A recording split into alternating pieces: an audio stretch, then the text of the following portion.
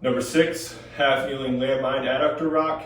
So for this one, we are working exclusively mobility, flexibility, and I guess a little bit of positional stability here as well. But for this one, this is definitely something I would not advise loading heavy at first. Build your way into this.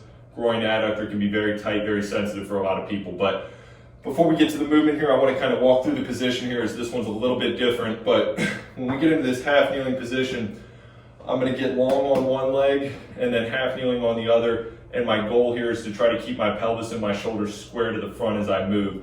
With this outside foot here, you can actually manipulate this between having toe down, driving toe into the ground, and then also pulling the toes up to the ceiling. You're just kind of stressing a different adductor muscle specifically between those two, but each are good. On the back side, as we'll see here, the foot is going to kind of be dropped behind us.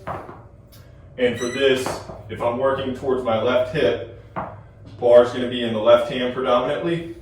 And what I'm going to think about doing is kind of sitting down and back into my hip pocket.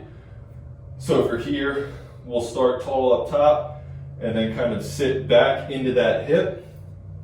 And we'll get good stretch here on the right adductor and then kind of squeeze back to the top.